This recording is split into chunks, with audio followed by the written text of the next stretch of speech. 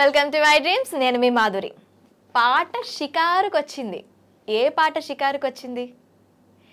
ముగిసిపోయింది అనుకున్న పాట మళ్ళీ మనకి ఈ పుస్తక రూపంలో వస్తుంది.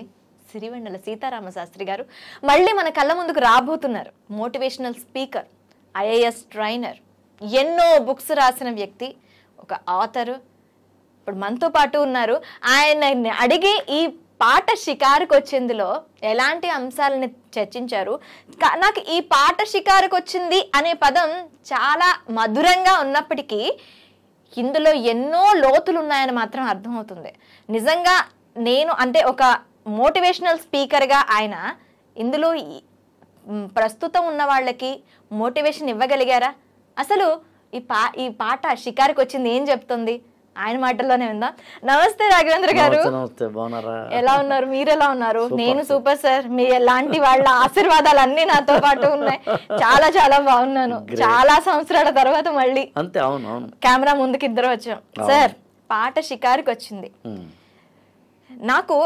నాకు తెలిసి ఒక motivational speaker, IAS trainer and author అని ఈ పాట నాకు నాకు రాత్రి మీరు చెప్పారు, రాత్రి 9:30 నేను బుక్ రాసానమ్మా అని చెప్పారు. అప్పటి వరకు నాకు మీరు బుక్స్ రాస్తారన్న సంగతి మాత్రం తెలియదు. ఈ పాట షికారుకు వచ్చింది ఏం చెప్తోంది? అసలు మీరు ఈ బుక్ ఎందుకు రాశారో చెప్పండి. యాక్చువల్గా ఇది సిరివెన్నెల సీతారామశాస్త్రి గారి యొక్క జీవిత చరిత్ర, పాటల చరిత్ర. సిరివెన్నెల సీతారామశాస్త్రి గారి గురించి తెలియని తెలుగు వాళ్ళు ఉండరు, ఆయన పాట వినని తెలుగు వాళ్ళు ఉండరు. సీతారామశాస్త్రి గారి యొక్క జీవితం లోపల విషయాలు కూడా పెద్దగా తెలియని వాళ్ళు ఎవరు ఉండరు. అదే కదా, ఇప్పుడు ఆయన ఒక అద్దం లాంటి వాళ్ళు. Exactly, transparent. అది కూడా ముఖం చూసుకునే అద్దం కాదు, నార్మల్ ఒక గ్లాస్. మనం ఇక్కడి నుంచి చూస్తే ఏం కనిపిస్తుందో అవతల నుంచి కూడా అదే కనిపించే ఒక వ్యక్తి గురించి మీరు బుక్ రాశారు అంటే అసలు కాబట్టి రహస్యాలేమీ లేని, రహస్యాలు ఉండని, అవసరం లేని ఒక వ్యక్తి. అలా చూస్తే ఒక నార్మల్ వ్యక్తి. అంటే అలా చూస్తే అనే పదం ఎందుకు చెప్తాను నీకు. కాంట్రవర్సీస్ లేని, ఏదో కాన్ఫ్లిక్ట్స్ అవి అవసరం లేని, ఇతరత్ర ఏమీ లేని. కానీ సీతారామశాస్త్రి గారి యొక్క పాట రాయడం వెనకాల ఏ పాట తీసుకున్నా దానికి వెనకాల అయితే ఒక చరిత్ర ఉంటుంది.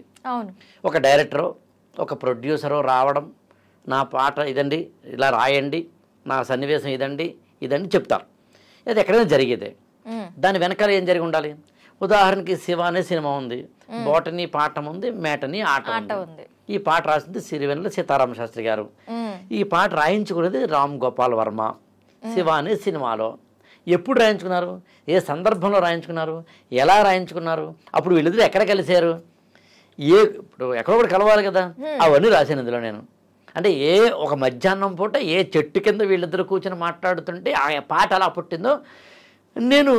అంటే మనం ప్రతి సినిమాలో కానీ ఏదైనా సరే పాట రాశారు, పాట విన్నారు, పాట ఆ మ్యూజిక్ వింటారు, ఆ లిరిక్స్ వింటారు, ప్రతిదీ కూడాను ఎలా అంటే ఎంత బాగా రాశారా, ఎంత బాగా ట్యూన్ పెట్టారా, ఇవన్నీ చూసేసి వదిలేస్తారు.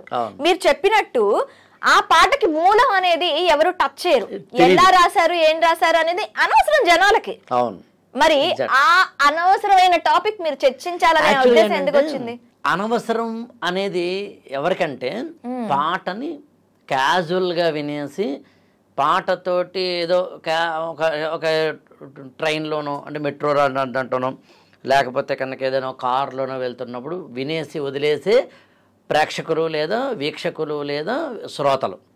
కానీ విచిత్రం ఏంటంటే తెలుగు సినిమా పాటల విషయంలో ఒక వేటూరి పాటలు కానీ, ఒక నారాయణ రెడ్డి గారి పాటలు కానీ, ఒక సిరివెన్నెల సీతారామశాస్త్రి గారి పాటలు కానీ పాట వినేసి యాజువల్గా అయిపోయిందండి అనేలాగా వాళ్ళ పాటలు ఉండవు. అవును, తర్వాత తరం వాళ్ళ పాటలు కూడా పాట ఉంది అనేది నేను పుట్టక ముందు వచ్చిన పాట. ఎగ్జాక్ట్లీ. కానీ ఇప్పటికీ చాలామంది తెలిసి ఉంటుంది. 2, సీతారామశాస్త్రి గారి యొక్క పాటల్లోని సాహిత్యం మనల్ని వేటాడుతుంది, నువ్వు ఎవరు కనుక్కుంటుంది. అంటే ఒక విధంగా చెప్పాలి అంటే మనం దాంతో అసోసియేట్ అవుతాం. అది ఎలా రాశాడు ఈ పాట, ఎలా రాశాడు ఈ మాట మహాచింతగా ఉంది, ఇలా ఉంది, ఎలా రాశాడ్రా అని కొన్ని వందల మంది, వేల మంది, లక్షల మంది సీతారామశాస్త్రి గారి పాటల గురించి అనుకుంటారు. మిగతా వాళ్ళ పాటల గురించి కూడా అనుకుంటారు. ఇక్కడ మనం సీతారామశాస్త్రి గారి గురించి మాట్లాడుతున్నాం కాబట్టి.